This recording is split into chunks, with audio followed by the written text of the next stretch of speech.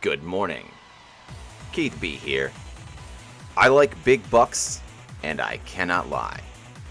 Those things are not related. I'm here to tell you about Jin today. Regular, original brand Jin Kazama. Now, that's a little bit of a misleading statement, though, because Devil Jin, the character that I covered last week, you can click up there and it'll tell you about Devil Jin. He's the character that's based on Tekken 3 and Tekken Tag 1 Jin. This guy, the guy right here, Jin Kazama, he's based on Tekken 4 Jin. And in Tekken 4, they completely redesigned Jin, which actually was part of one of many things that made a lot of Tekken fans mad at the time. And like, some people are still mad about this. You can go find like Maximilian dude was a Jin player, and he's like still mad that they changed Jin in Tekken 4. This Jin is a different beast entirely from Devil Jin. So, whereas Devil Jin is like a Mishima with a very specific playstyle based around the fact that his Hell Sweep is a launcher, this Jin is an all-around Swiss Army knife of death. Jin has every tool you could possibly want in a game of Tekken, like just like everything you could ever want to do in Tekken, Jin has access to, which makes Jin a little bit of a jack of all trades character, and I think sometimes he is compared to like Ryu from Street Fighter. And I asked a local Jin player, shout out to EJ the Lemon, and I was like, how would you describe Jin in Tekken 8? And he said that, I asked if like Ryu, can I call him like the Shoto of the game now that he's a little bit more accessible, a little easier to use? And he was like, no, he's not Ryu. He's more like a boss character. And this is a Jin player talking, not me. I think it might be more fair to consider Jin kind of like Akuma from Street Fighter if you're fluent in the 2D fighting game world, where he really does just have a lot of everything, and he has a wide variety of tools to choose from. And one of the overwhelming things about playing Jin is that it's sometimes difficult to decide what your strategy should be and what tools to use. I'm going to get into all of how you stop this guy, how you can slow this guy down. But first, don't forget to subscribe to the channel. Our robot overlords continue to reward me with things like food and drink, and I would like those things to continue. Do your part and subscribe for humanity. Jin has got a few things that his Mishima brethren like Devil Jin and Big Bad Daddy Kazuya have. He can do the wave dash. I'm not gonna, if you really want to see a wave dash description, just go back and watch the other guides. But basically, by inputting a crouch dash, forward, neutral, down, forward, you can then cancel that with a forward input and do this alternating dash. We call this a wave dash. From the wave dash, he has access to his electric wind hook fist. A little different from the electric wind god fist. It doesn't quite have the same recovery as those moves. Also, you step this to the right. Mishima's, you always step to the left. You step the hook fist to the right. So that's different. It's also doesn't quite have the same pushback. They increased the pushback in this game to make him more like a Mishima. Another thing they did to make him more like a Mishima is they gave him Oki off his Hell Sweep. So he's got a similar Okazeme situation to Big Bad Daddy Kazuya. And so that's, very Mishima-like, right? But that's just a small part of his toolkit. Unlike Devil Jin, he does have access to pretty good mids. He has, a variety of mids that he can use. In particular, a safe mid launcher out of his Hell Sweep. He has a hop kick at 15 frames. He has can just like Devil Jin does. He has probably, he has one of the best Demon Paws. I'd say Kazuya's might be a little better, but his 442 is very good. All the Mishimas have great 442s. He's got 444 knockdown mid. forward 4, a counter hit launching mid at 16 frames. That is a primo button in Tekken 8. To get a counter hit launcher on 16 frames that's safe. I mean, even in Tekken 7, the range of this thing made it a really good spacing control and counter hit tool.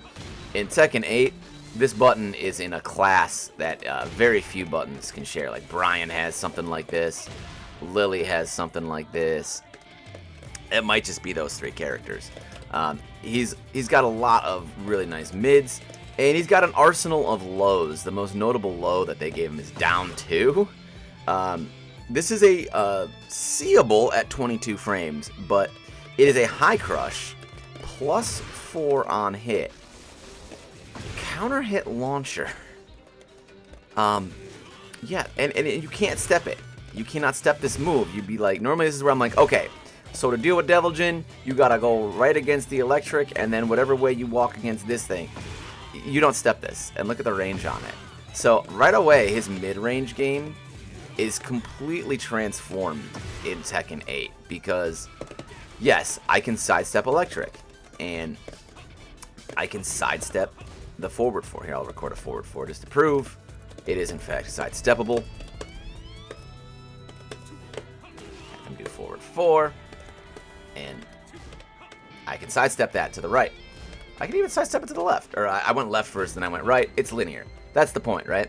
So sidestep right used to be a pretty solid strategy, and then the only thing you'd have to really deal with is how good is the Jin player, because if the Jin player is good at realigning with wave dash electric, then they can try to snipe your sidestep timing, right? And then you got to guess what is sidewalk, and that's kind of Jin. He was all about moving forward and using his hook fist.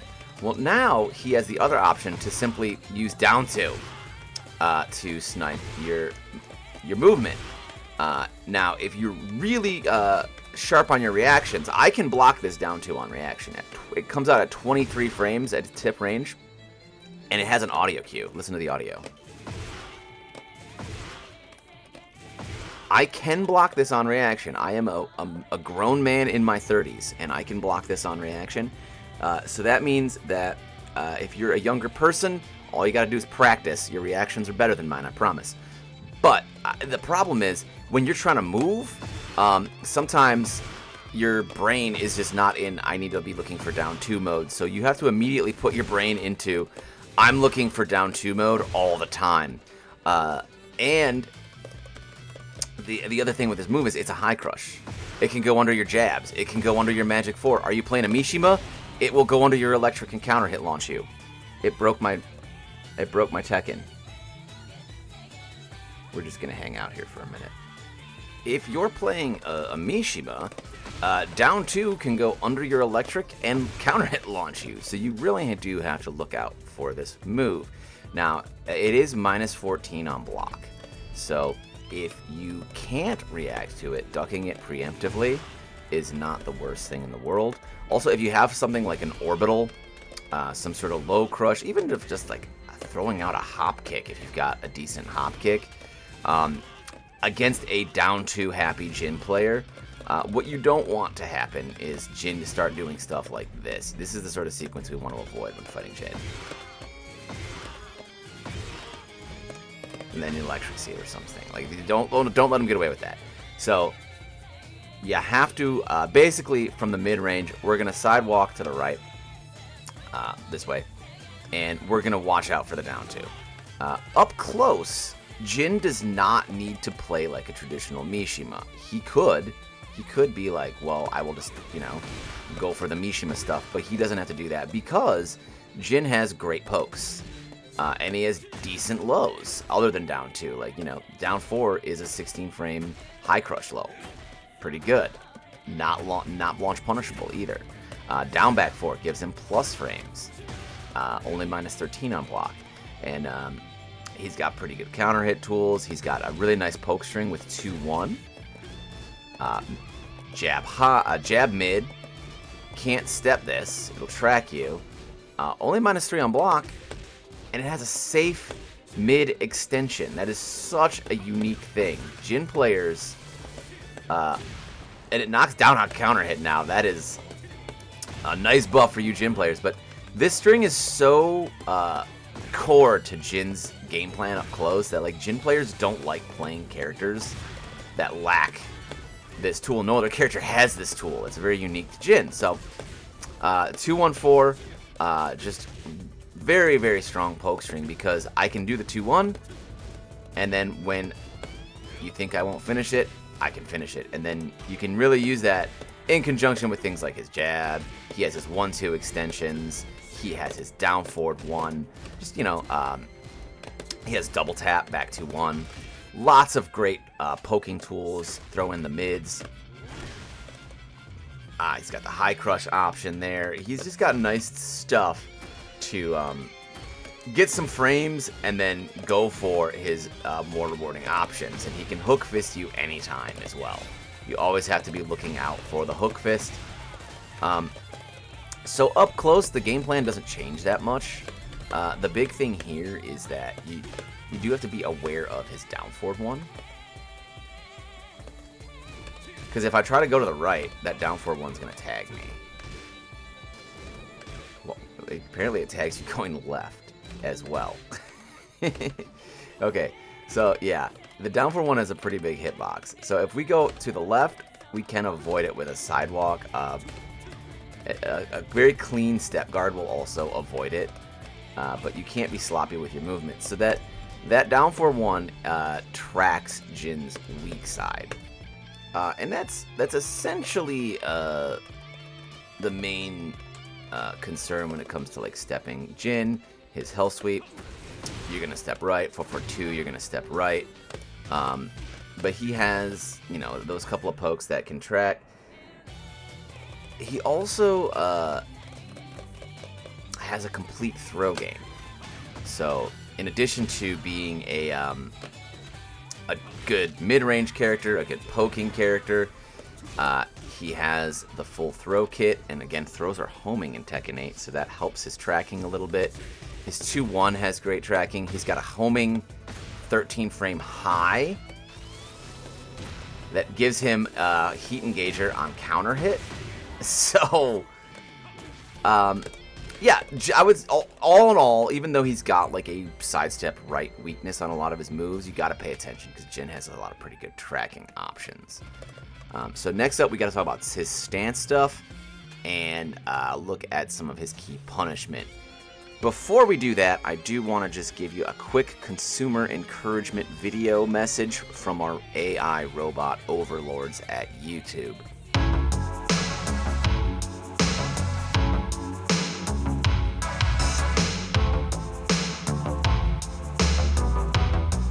Okay, so stances.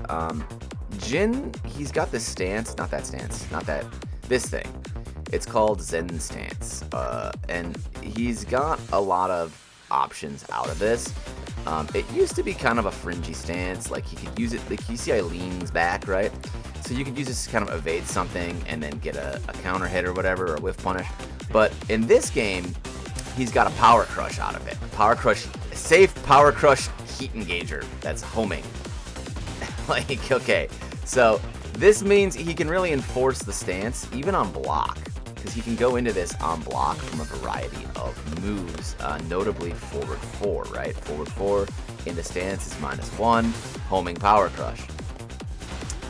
And then, you know, if they respect the stance, he's got a powerful low out of there. He's got a plus on block dive kick out of there, which is a very decent move. Like, this thing is good. It's a good move. And he can also like go into the stance and just do the dive kick, and the more, it's just like a 2D dive kick. The more shallow you hit it, the more plus frames he can get. I got it to be +8 there at one point. His stance is pretty solid. To deal with it, you have to address, if he's going into this thing on block, the power crush is the main thing you got to worry about. The dive kick can evade some things, but generally if you're going to use a mid, it will hit him out of that dive kick. The thing that will avoid a lot of stuff is the 3+4. The 3+4 is a true low crush. but you can duck the 3+4. You can duck the homing move, and then it's sort of like a weird three-way guess. Like, is he gonna dive kick? Are we doing the power crush? Throws and lows beat the power crush, but lose to this. But you can duck and beat both. Stepping the stance isn't the greatest idea because this is a homing safe heat engager. So it's a pretty decent mind game that he can play. A lot of Jin players will just autopilot forward 4 into power crush, hit him with a low, throw him, and go about your day. The stance is pretty strong though. It's, you know, stances in Tekken 8, they don't have one answer. They tend to be pretty well fleshed out.